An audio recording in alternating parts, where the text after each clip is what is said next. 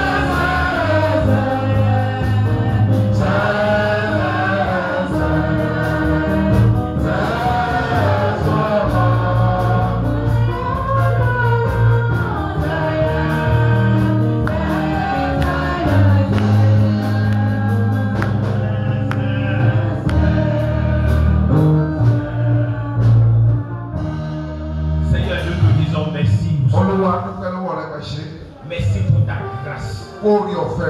Merci pour ta miséricorde. Merci pour tes bénédictions. Merci pour ta présence. Seigneur, nous déclarons ce matin. Tu vas parler à chacun de nous. Au nom de Seigneur Jésus. Après la séance de ce matin, notre vie ne va pas demeurer la même. Au nom du Seigneur Jésus-Christ. In Jesus' mighty name we are praying. Amen. Please, you may have your seat.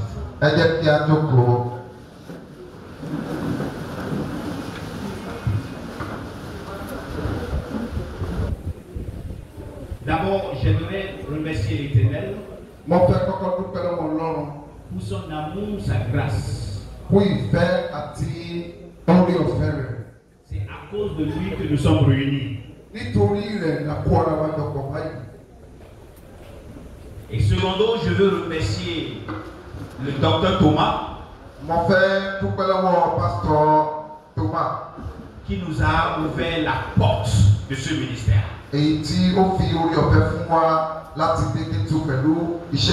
J'aimerais remercier le président des pasteurs ADMI. Merci beaucoup.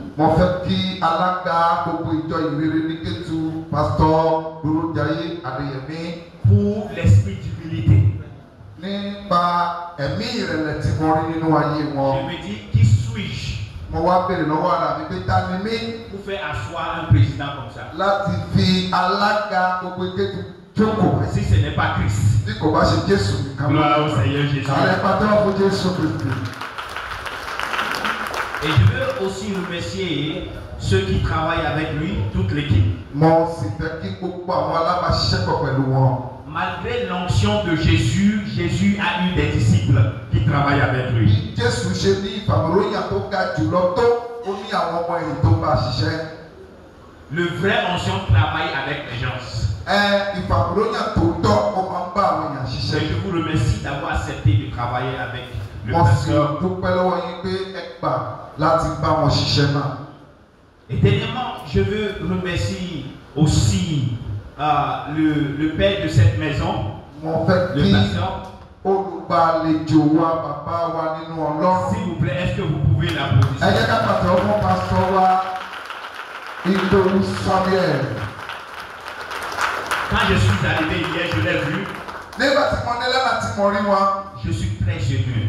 mo ní ayọ̀ mi kún. Ça m'a encouragé. Ó tún fún mi ní agbára sí. Si un papa t'ouvre la porte et dit mon enfant, viens, Tí bàbá kan bá ṣílẹ̀kùn fún ọ tó sọ pé ọmọ wọlé kò sí wàhálà. c'est un encouragement pour l'enfant. Ó jẹ́ ìfi agbára kún ní Nous fún vous mi. disons merci beaucoup. Merci. Bàbá àsọ̀kẹ́ ṣe púpọ̀.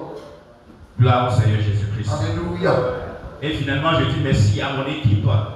Je suis ici avec le professeur enseignant Atilekou Sylvain qui est ici. Mo wà pẹ̀lú àwọn alábàáṣiṣẹ́pọ̀ mi. Ọ̀kan nínú wọn ni Professeur Atilekou Sylvain. Le journaliste Monsieur Jean-Luc. De Ẹni l'autre tó côté. wà tó bójú tó àwọn kàwòrán gbogbo àwọn ló wà lọ́rùn Jean-Luc. Le pasteur Morgan. Ẹni tí a dá orúkọ yẹn Pastor Morgan ó wà lẹ́yìn náà Le pasteur Pierre derrière là-bas. pẹ̀lú Pastor Pétérù. Merci pour tout ce que vous faites pour le royaume de Dieu. Àdúpẹ́ lọ́wọ́ fún gbogbo tí ẹ̀ ń wọra yín fún ìjọba Kristi. Gloire à Dieu. Hallelujah. Je m'appelle Moïse Taye Vitei. Orúkọ mi ni Moses Táyé Vitei. Je suis un Béninois, Mo jẹ́ ará Benin, ọmọ Benin. un Nigérian Mo sì jẹ́ ọmọ Nàìjíríà. et un Américain également. Mo sì tún jẹ́ ọmọ Amẹ́ríkà. Gloire à Dieu. Vous savez, j'ai grandi dans une famille céleste.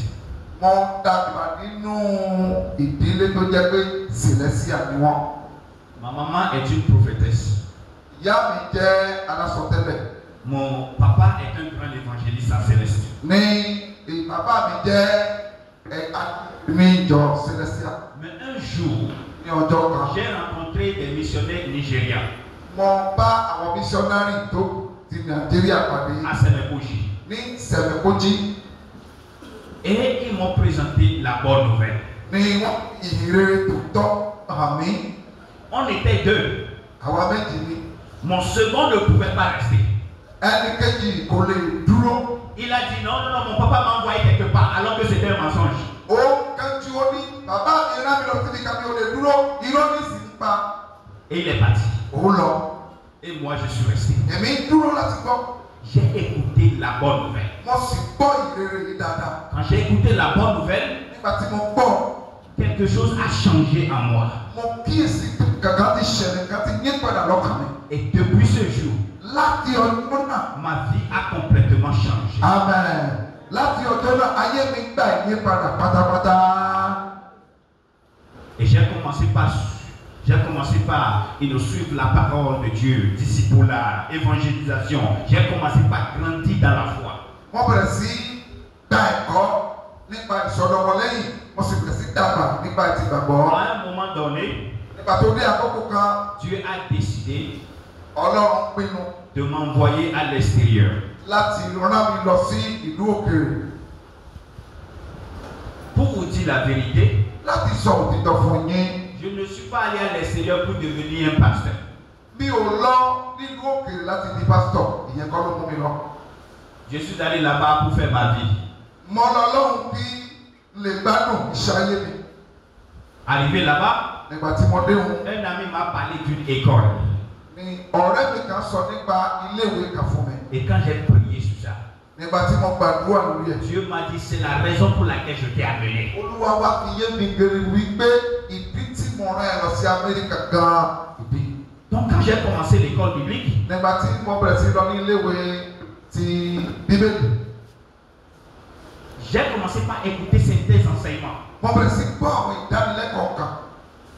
Et je me dis, mais non, ça là c'est faux, c'est pas vrai. Ní mo bẹ̀rẹ̀ sí dákọ̀ ẹ̀kọ́ náà pé ìrọ̀rùn òtítọ́ kọ́ lé ìrọ̀rùn. Et je commence par demander à Dieu, Mo bẹ̀rẹ̀ sí bẹ̀rẹ̀ lọ́wọ́ Ọlọ́run. pourquoi tu vas m'amener ici aux États-Unis pour aller dans une école où la parole, la vraie parole n'est pas prêchée? Olúwa kí ó lọ darí mi sí iléèwé ọmọ wa Amẹ́ríkà sí iléèwé níbi tí òtítọ́ ọ̀rọ̀ akọ̀wá. Et tout ce que ces gens-là disent là, ce n'est pas la vérité. Gbogbo ohun tí wọ́n sọ tí mo gbọ́ yẹn, wọ́n sọ òtítọ́ kan bẹ́ẹ̀. Et qu'est-ce que les enseignants m'enseignaient? Kí ni wọ́n ń sọ ńgbà kẹ́?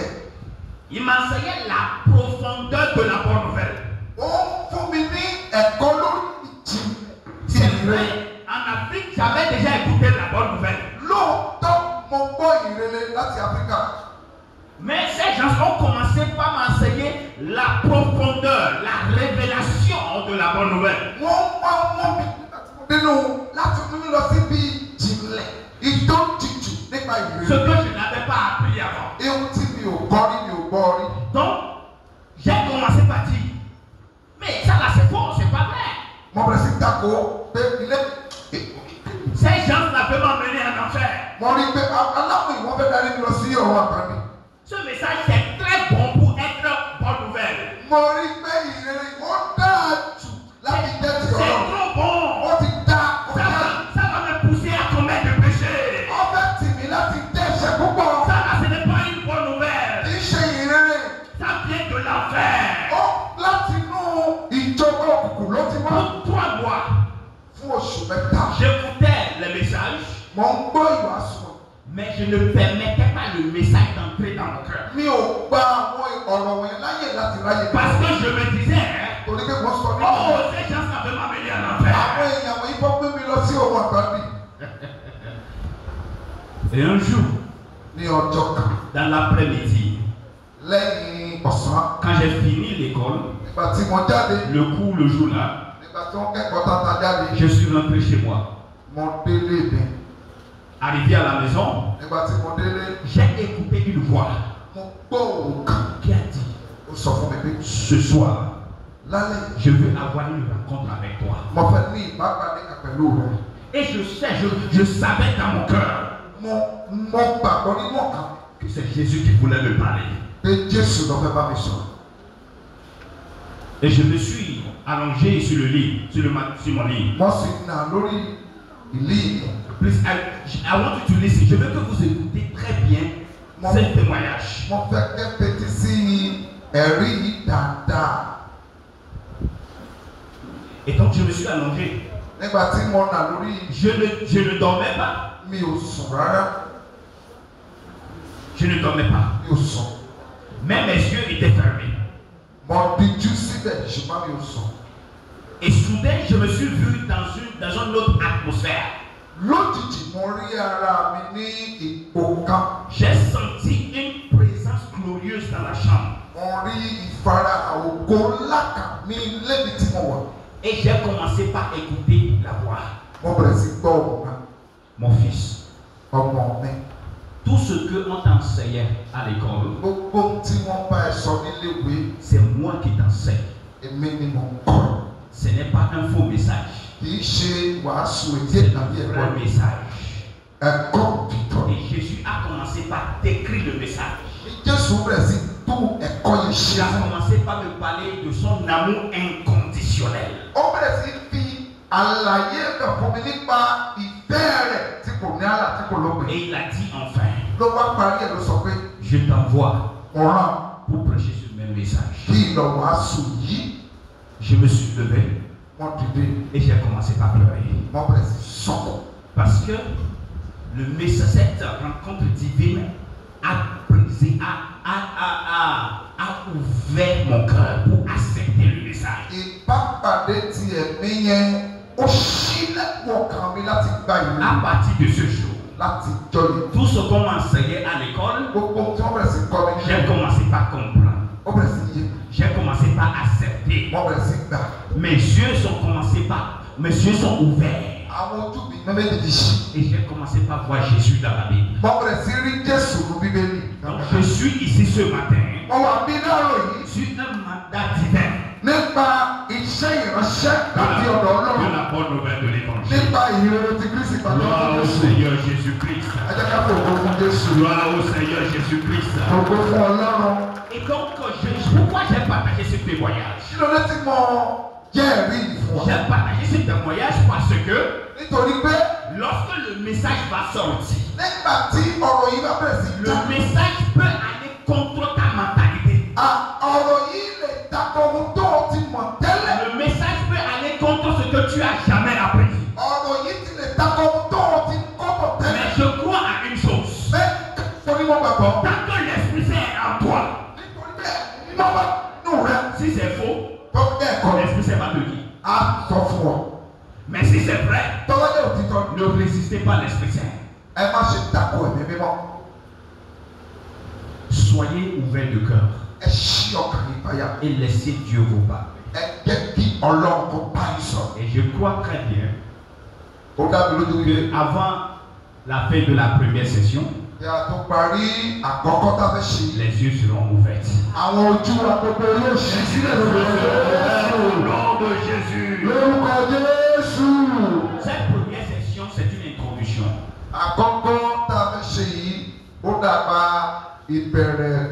Et l'introduction est titrée l'importance de la connaissance.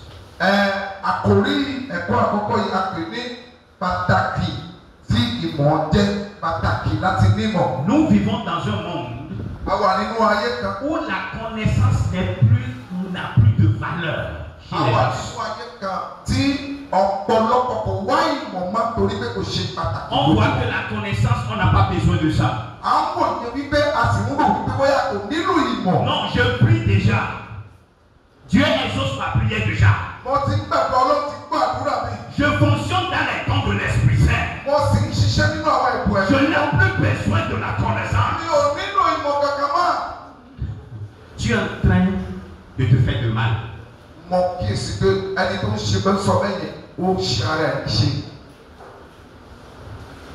Quel que soit ton don, tu as besoin de la connaissance approfondie de Dieu.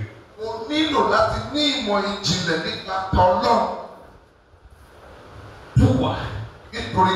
Parce que la connaissance de Dieu te permettre à savoir comment utiliser les dons de Dieu selon les Écritures.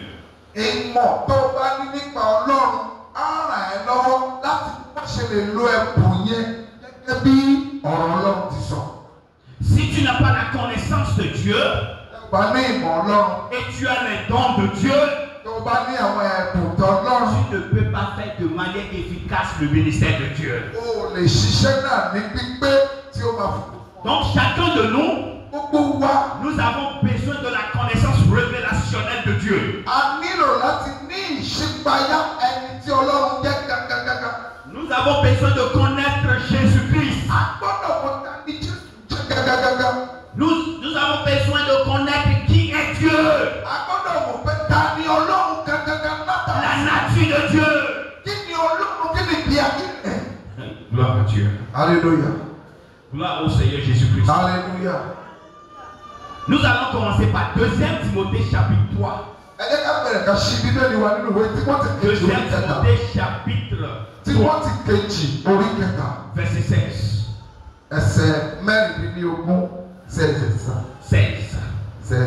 2 Timothée chapitre 3, verset 16.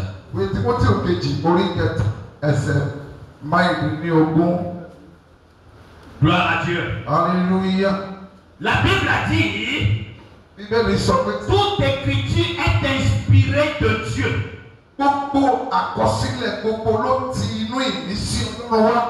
Toute écriture est inspirée de Dieu. Cela veut dire les écritures, c'est le seul document que Dieu nous a donné pour apprendre de lui.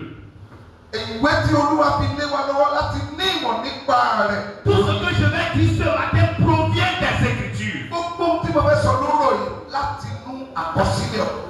Toute écriture est inspirée de Dieu. Et est utile pour enseigner. Donc cela veut dire que notre manière ce matin, c'est les Écritures. Je n'ai pas amené un livre des États-Unis par lequel je vais vous enseigner. Les Écritures sont utiles pour enseigner. Pour enseigner, pour convaincre et pour corriger.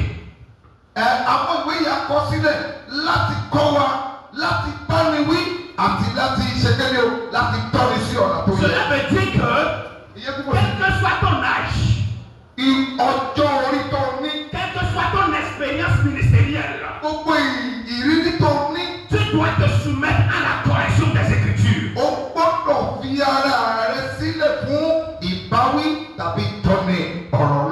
Ce matin, je ne suis pas là pour une dénomination. Je suis là pour Christ. Et pour parler des enseignements du Christ. Donc cela veut dire, si la parole de Christ te corrige, il ne faut pas dire que mon papa a dit que.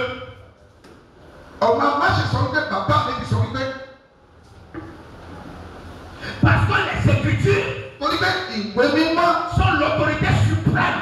Quelles que soient tes expériences, quel que soit ton don, tu dois te soumettre à l'autorité des Écritures. Parce que la Bible a dit, toute écriture est inspirée de Dieu et est utile pour enseigner, pour convaincre, pour corriger. Je ne suis pas ici pour te corriger. Je ne suis pas là pour te convaincre. Mais l'écriture est présente pour te corriger, pour te convaincre. Et la Bible a dit quelque chose dans le verset 17. Allons-y dans le verset 17. Verset 17.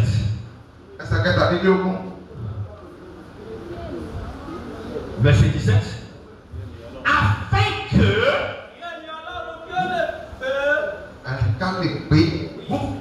oui. Thank you. La Bible a dit afin que l'homme de Dieu soit accompli. Cela veut dire que les Écritures sont données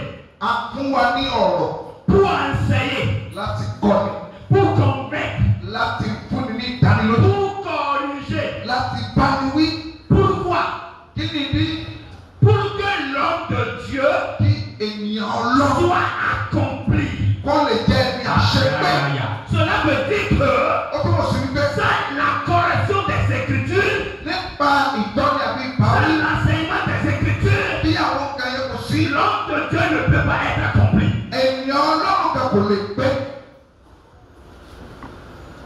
L'accomplissement de ton ministère n'est pas dans la grandeur de ton église. Ce n'est pas dans le compte bancaire que tu as. Ce n'est pas combien de voitures tu as.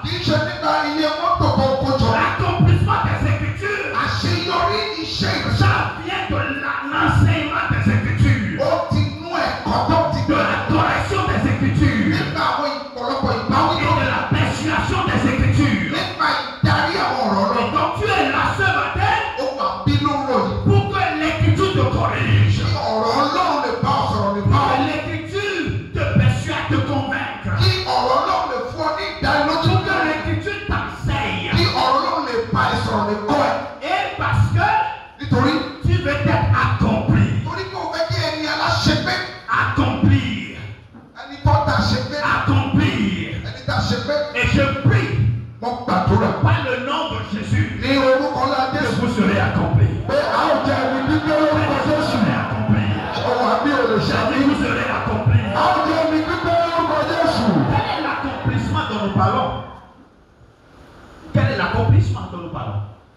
ni àṣepé ọ̀rọ̀ Ọlọ́run?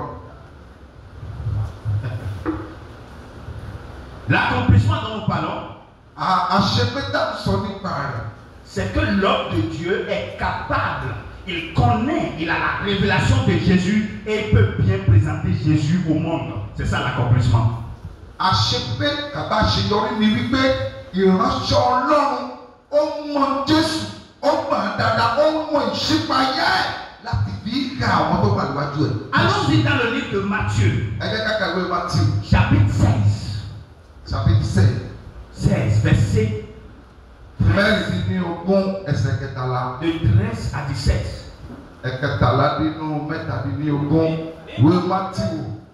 Nígbà tí Jésù dé ìgbèríko Kẹsàríà, Fílípì pé.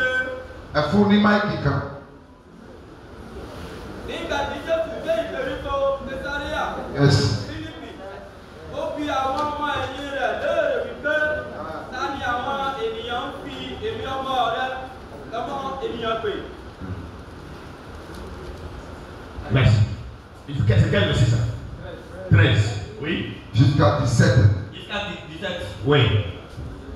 Wọ́n sì wí fún un pé òmíràn ni Jòhánù, òmíràn ni òmíràn. Wọ́n sì wí fún un pé òmíràn ni òmíràn ni. Òmíràn ní àwọn mìíràn ní. Wọ́n sì wí fún un pé òmíràn ni. Glory be to Jesus. Hallelujah.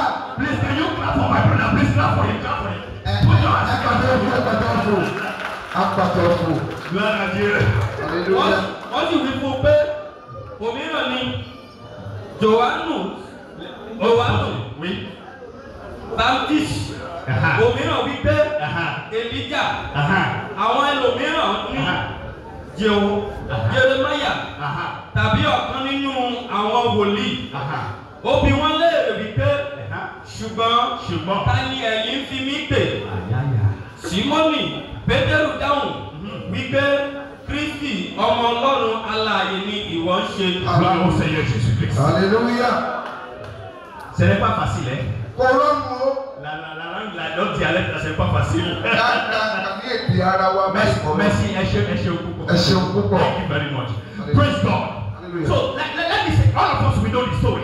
Nous connaissons l'histoire. Qu'est-ce qui s'est passé? Jésus regarda ses disciples. Et il dit à ses disciples, vous êtes avec moi depuis des années. Qui suis-je? Si Jésus te présente devant toi aujourd'hui et te pose la question, qui suis-je? Qui suis-je? C'est vrai que tu es un homme de Dieu. C'est vrai que tu as prié au nom de Jésus. Mais qui suis-je? La question que Jésus posait, Jésus voulait savoir si vraiment les disciples ont une révélation de qui il est.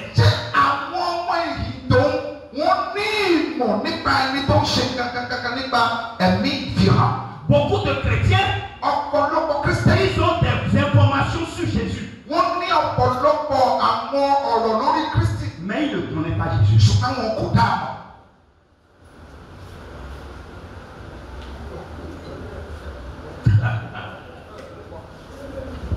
Il y a une différence. Tu as des informations sur Jésus. Et que tu as la révélation de Jésus.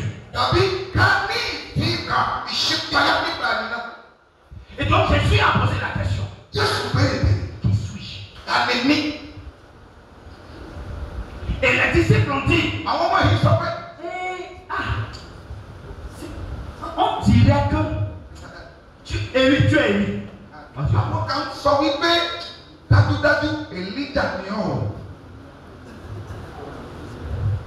Mais ce sont les disciples qui étaient avec Jésus.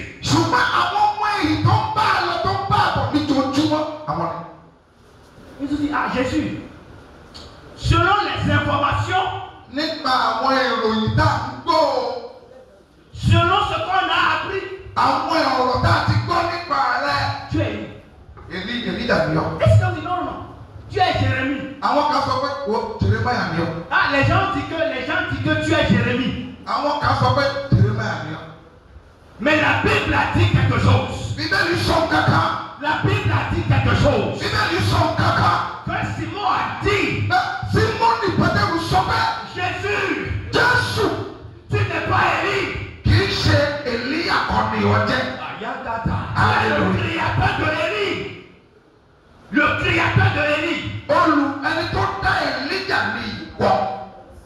Tu n'es pas Jérémie. Kì í ṣe ìwọ ni Jérémáyà. Tu es le père de Jérémie. O jẹ́ bàbá Jérémáyà. Il regarde Jésus dit. Ó wo Jésù. Jésus. Tu es le fils du Dieu vivant. Ìwọ ni Kristi ọmọ Ọlọ́run alààyè tó dán.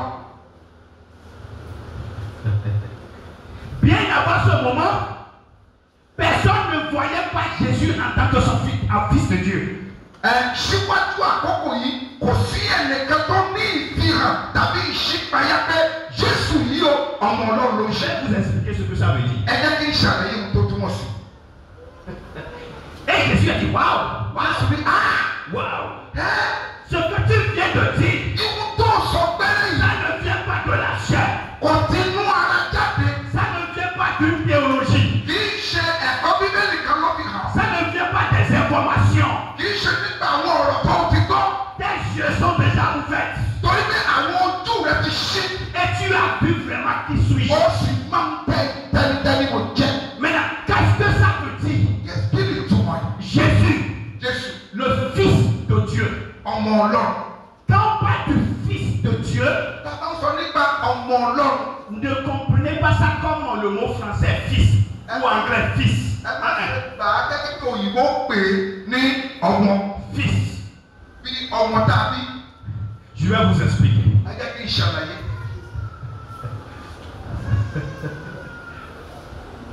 Le Fils de Dieu Ọmọ Ọlọ́run. veut dire Dieu qui est devenu chair. Ìyẹn ni pé ẹ̀jẹ̀ Ọlọ́run tó di ara.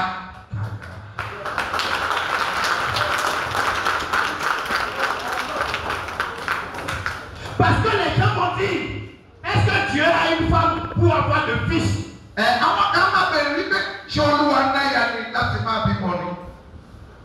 Mais ce que ça veut dire, Àmọ́ n tó túmọ̀ sí. c'est que Dieu Ọlọ́run ti kára. qui est devenu chair. Ló di ara.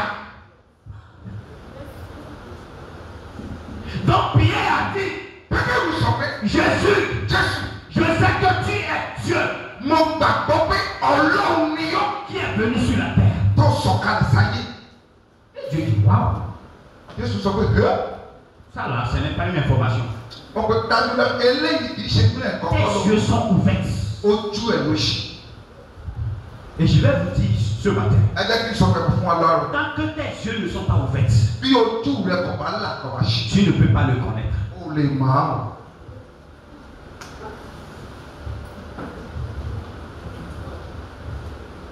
Tu peux être à l'église depuis 100 ans. O lè gbénú chọ́ọ̀chì kó máa sùn ní chọ́ọ̀chì fún ọgọ́rùn-ún ọdún. Dès que tes yeux ne sont pas ouverts, Nígbà tí ojú rẹ méjèèjì kọ̀ wá ṣí. tu ne peux pas le connaître. O lè máa o lè dáhùn.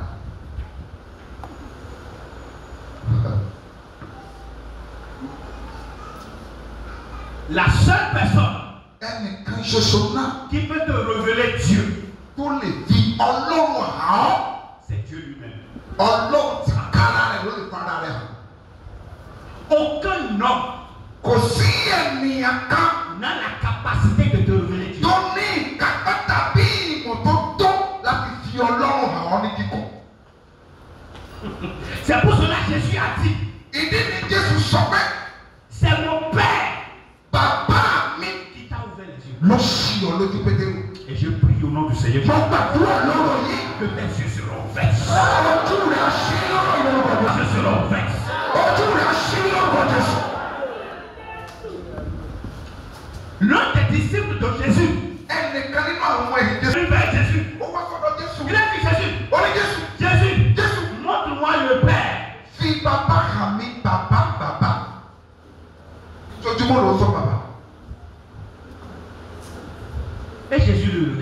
Jésus wá wò. Jésus dit ah. Jésù ní ẹ̀. C'est toi là qui l'ont cher, qui l'ont cher. Hein? Tu as quoi? Tu as quel problème? Mo wà pẹ̀lú ẹ. Je suis avec toi. Bí bàbá. En tant que père. O dẹ̀ ń bi ní ibo ni bàbá wà. Et tu me poses encore la question où est le père? Donc le fait que tu es avec Jésus. Nígbà tó wà pẹ̀lú Jésù. Et tu parles, tu pries Jésus. Tó ń gbàdúrà tó ń bá Jésù sọ̀rọ̀. Ne veut pas dire que tu as déjà connu Jésus. Èyí kò túmọ̀ sí pé o ti dá Jésù mọ̀ o.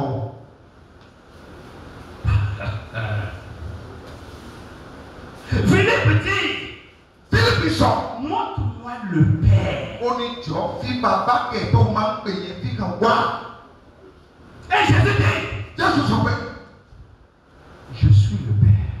Èmi ni bàbá náà. Comment? Tu pries au Père, non? Tu veux voir gbàdúrà lórúkọ bàbá? Gbàdúrà fún bàbá. Une petite chose tu vas dire Père. Une petite chose tu vas dire Père. Une petite chose. Et maintenant tu sais que tu es le Père. Ça veut dire quoi ça? Kékeré kan wà ní bàbá mi tó fẹ́. Bàbá mi tó fẹ́. Bàbá mi sì wá sọ pé òun gẹ́gẹ́ ní bàbá náà.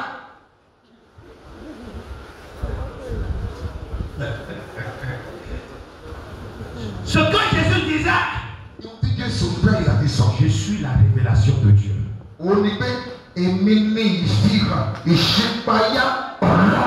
Si tu me vois, tu as vu le Père.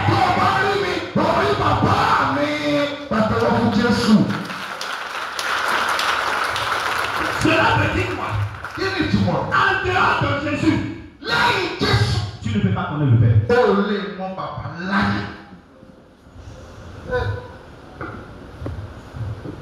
La Bible a dit que Jésus est l'image exprès de Dieu. Cela veut dire que sans Jésus, tu ne peux pas connaître Dieu. Parce que Jésus, il est Dieu qui est venu sur la terre. Écoutez-moi. Jérémie ne peut pas te révéler Dieu. Elijah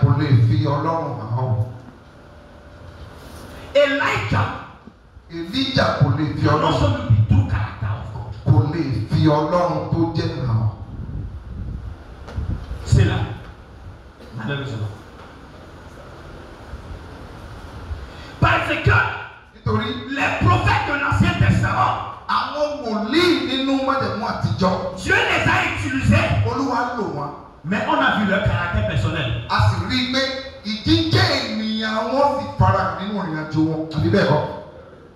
Donc si tu veux connaître Dieu, tu ne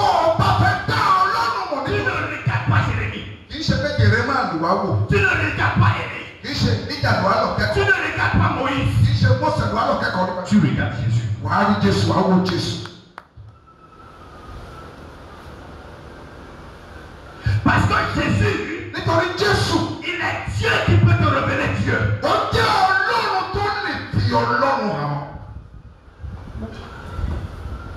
Dans le ministère de Élie, il y a un jour, Élie a regardé. Et il a appelé le feu. Et le feu a détruit les choses. Gloire à Dieu.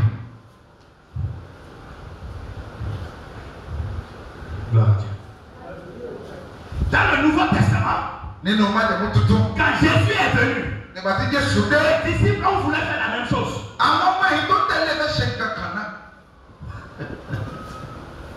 Et Jésus le regarde. Jésus dit non. Non. Vous ne connaissez pas l'esprit qui est en vous.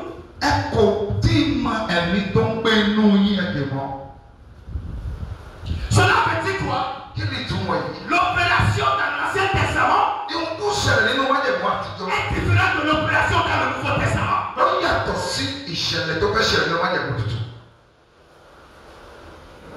Parce que dans l'Ancien Testament, Dieu n'est pas vraiment connu.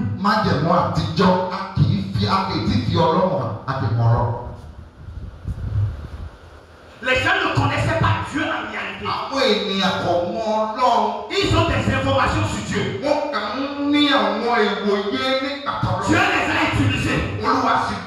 Mais ils n'ont pas connu Jésus.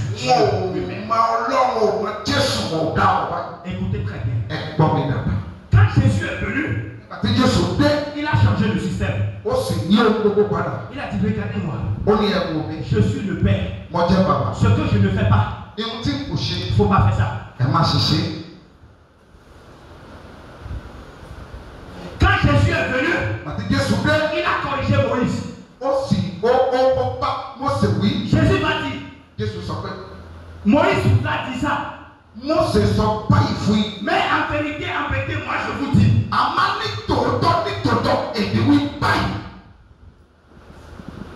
Ton ministère, c'est quel genre de ministère?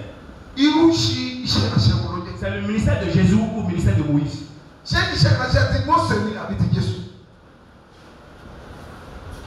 La connaissance de Dieu peut permettre à savoir le camp dans lequel tu es.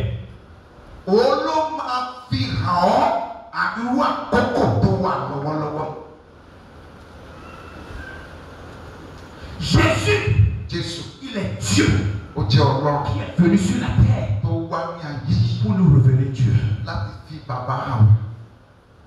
Et c'est la connaissance des Écritures qui peut te révéler la vérité. Parce que beaucoup prennent la Bible, mais ils ne connaissent pas la Bible.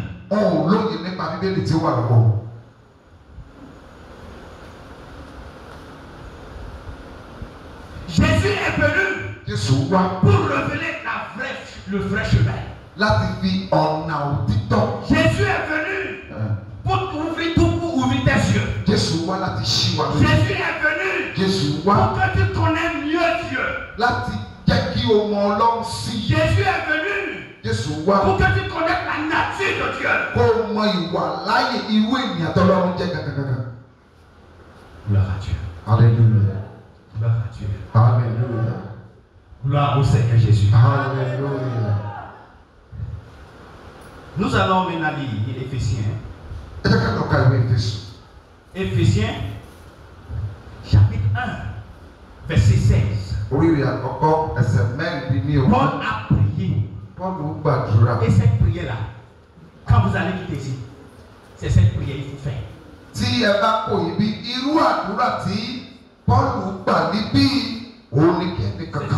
qui doit dominer tes prières. Éphésiens chapitre 1. À partir de verset 16 à 18. Èmi kò sì sinmi láti máa dúpẹ́ nítorí yín àti láti máa dárúkọ yín nínú àdúrà mi pé kí Ọlọ́run Jésù Kristi Olúwa wa Bàbá ògo lè fún yín ní ẹ̀mí nípa ti ọgbọ́n àti ti ìfihàn nínú ìmọ̀ rẹ̀ kí ojú ọkàn yín lè mọ́lẹ̀ kí ẹ̀yin kí ó lè mọ ohun tí ìrètí ìpè rẹ̀ jẹ́ àti ohun tí ọ̀rọ̀ ògo ìní rẹ̀ nínú àwọn ènìyàn mímọ́ jẹ́. Thank you. Ça c'est la prière qui a dominé les prières de Paul. Àwọn àdúrà tó pọ̀ jù nínú àdúrà tí Paul gbà lọ́wọ́ ni.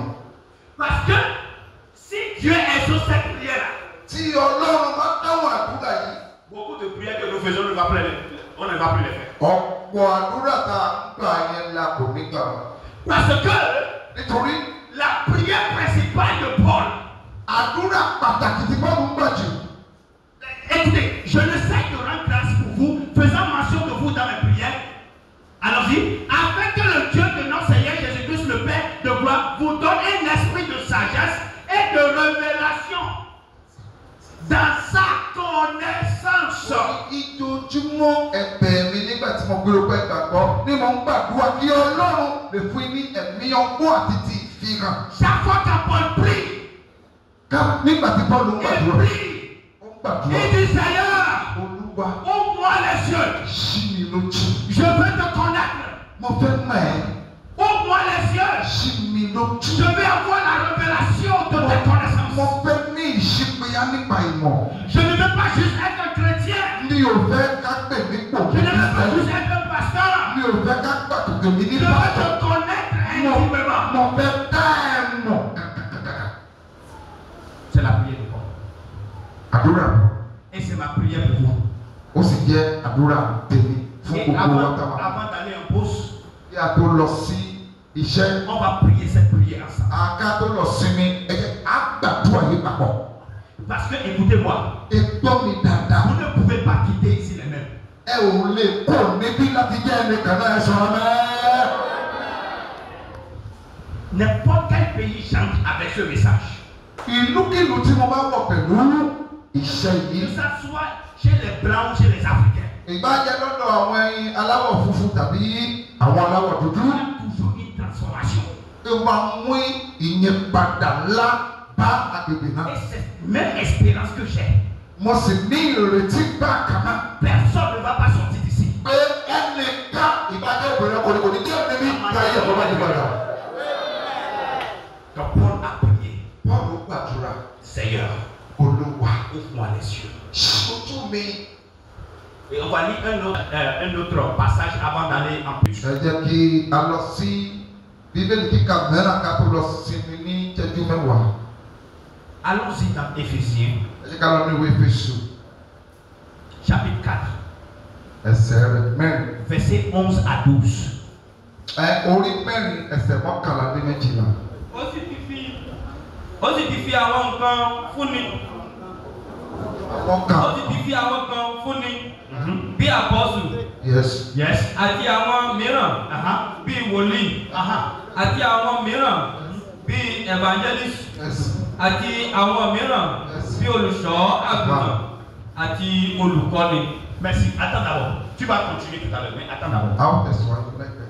Donc la Bible a dit Bíbélì sọ pé que Dieu a donné à certains Ọlọ́run ti fún àwọn kan pasteurs, láti jẹ́ pásítọ̀, apôtres, apôtù, évangélistes, evangelist, prophètes, wòlíì enseignants. àti olùkọ́. Donc cela veut dire que les pasteurs sont des dons de Dieu pour nous. Ó túmọ̀ sí pé pásítọ̀ jíjẹ́ pásítọ̀ ẹ̀bùn Ọlọ́run ni.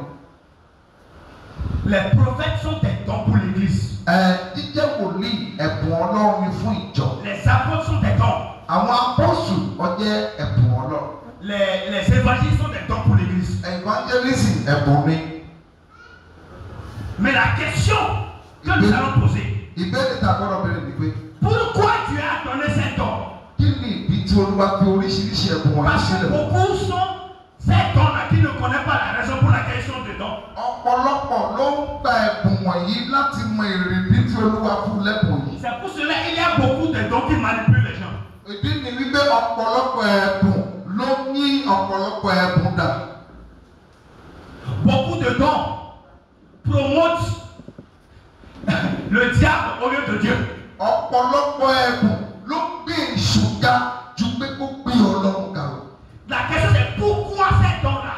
Ìbéèrè náà ni pé kí ni ìdí tí a fi àwọn ẹ̀bùn yẹn? Si tu es un pasteur, Tó bá jẹ́ ìránṣẹ́ Ọlọ́run. si tu es un pasteur, Tó bá jẹ́ ìránṣẹ́ Ọlọ́run. pourquoi tu es un pasteur? Kí ni ìdí tó jẹ́ Si pásítọ̀? tu es un prophète, Tó bá jẹ́ pé pourquoi wòlíì tu es yẹn. un prophète? Kí ló dé tá a fẹ́ ní ẹ̀bùn Si tu es wòlíì? évangéliste, Tó bá jẹ́ ajínigbé. pourquoi tu es évangéliste? Ìdí wo la fọ́ ní ẹ̀mí àjí? Si tu es apôtre, Tó bá jẹ́ apọ́sù. pourquoi tu es apôtre? Ìdí wo ló jẹ́ apọ́sù? Si tu es enseignant, Tó bá jẹ́ olùkọ́. pourquoi tu es enseignant? Ìdí wo ló jẹ́ olùkọ́? Nous voulons voir Àfẹ́mọ̀. le verset qui suit. Ẹsẹ̀ tó tẹ̀lé. Fún àṣepé àwọn ènìyàn mímọ́. Fún iṣẹ́ ìránṣẹ́.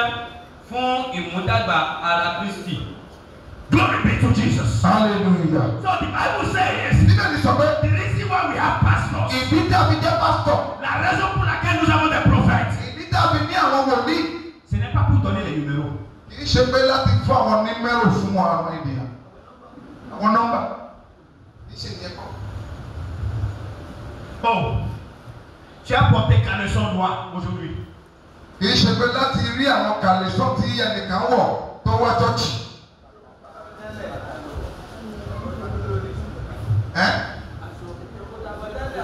Oh, now to go to our hotel and glory be to Jesus. Hallelujah.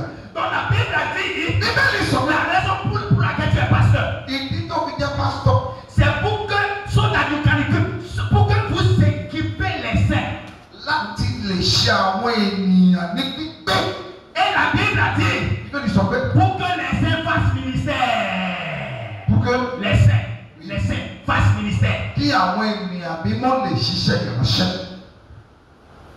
Donc cela veut dire que le travail du ministère, c'est pas simplement pour le pasteur.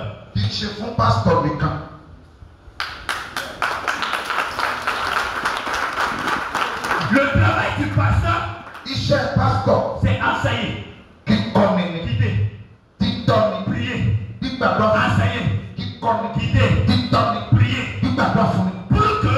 pour que le fidèle qui écoute puisse lui-même au marché en train de parler de Jésus à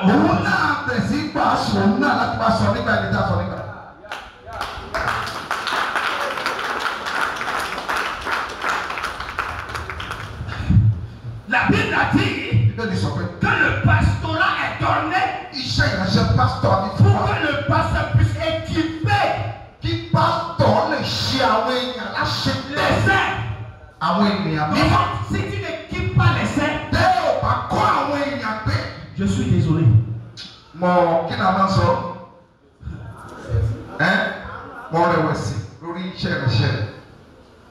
Parce que Jésus a dit, la raison pour laquelle je t'ai appelé pasteur, c'est pour que tu équipes,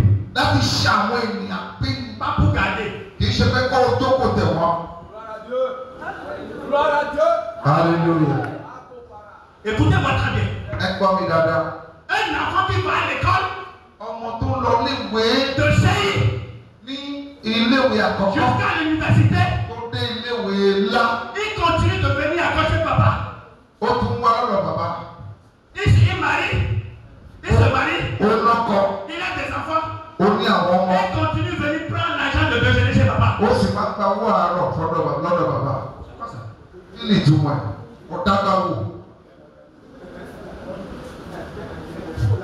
Je comprends que dans notre culture, quel que soit le grandeur de l'enfant, il est toujours papa.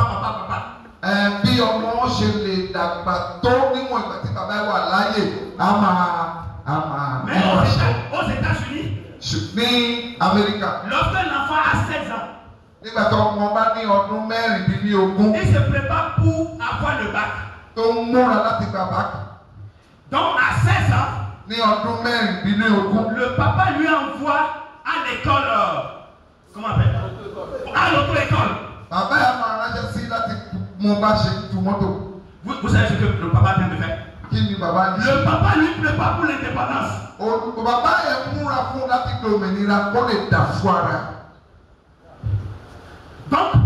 le papa petit à petit apprend comment l'argent fonctionne.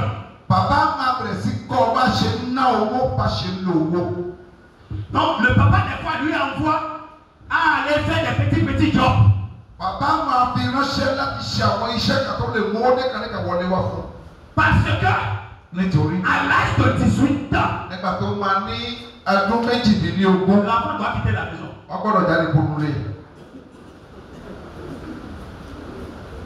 Lorsqu'il va faire lorsqu'il aura son bac, on fait une partie célébration pour l'enfant. Après la célébration, l'enfant prend son sac. Et papa, maman dit au revoir. On est bon, ok, bye bye.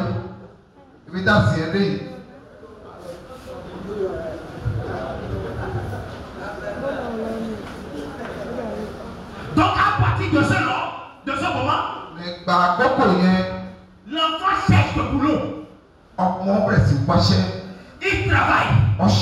Il paye le loyer. Il achète le carburant dans son véhicule. À l'âge de 18 ans, l'enfant commence par comprendre ce qu'est la vie.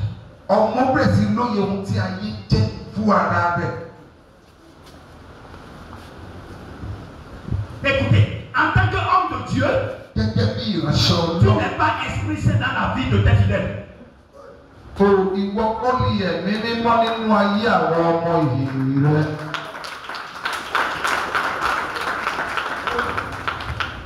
Le bon rôle, c'est de guider, conseiller, enseigner. Si après 5 ans, le fidèle ne peut pas prier lui-même à la maison, il doit te voir, tu as déjà échoué.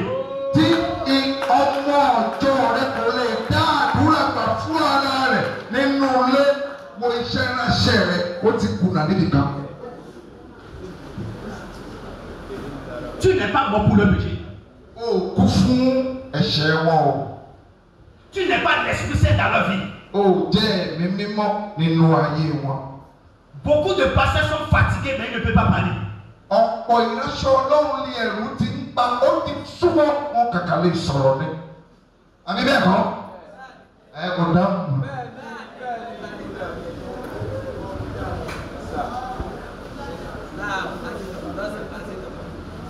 Il est temps que les hommes de Dieu se libèrent.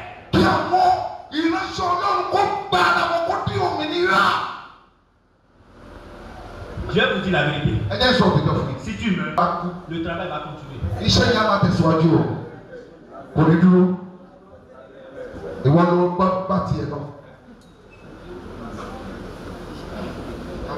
Jésus a dit, mon fardeau est léger.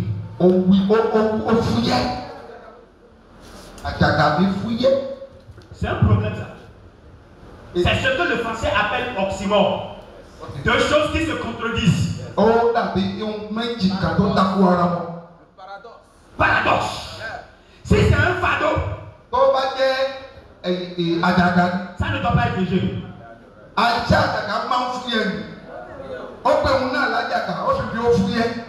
Mais Jésus a dit, mon fardeau est léger. Qu'est-ce que ça veut dire? Si tu prends mon fardeau de moi et tu prends ça comme je l'ai dit que tu prennes, si c'est un fardeau, ça ne serait pas un fardeau.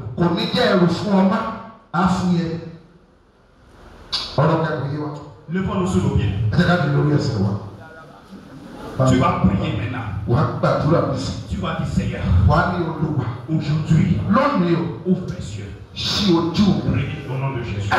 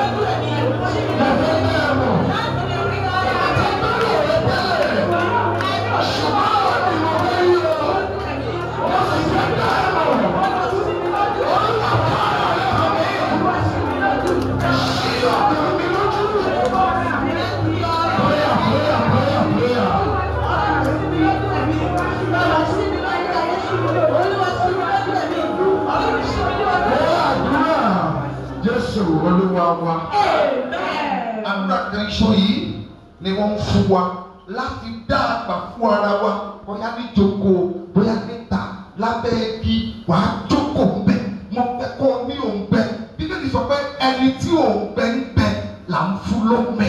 Ó ń bẹ wa láwọn ẹni bẹ́ẹ̀ àfẹ́ríyọ. Ètò ìdẹ̀bẹ̀ kó dé ìnáníyàn, ewé mi náà ṣe dá ibẹ̀, níbi kó tọ́ lóko jíjà yàn, bìnnà náà kó dé ní ẹ̀dùn ayé ìbítọ́ bẹ̀, bìnnà tó lùkọ̀ òkú jù sọ ní fún mi. Ẹ jẹ́ ká gbàdúrà sí ọ̀rọ̀. Bìnnì kó dé inú àkúnà. Ó fẹ́ ká mọ̀ ọ́. Ẹ ká bọ́ọ̀lù bìnnì tù yìí. Ẹ jẹ́ ká gbàdúrà fún Jésù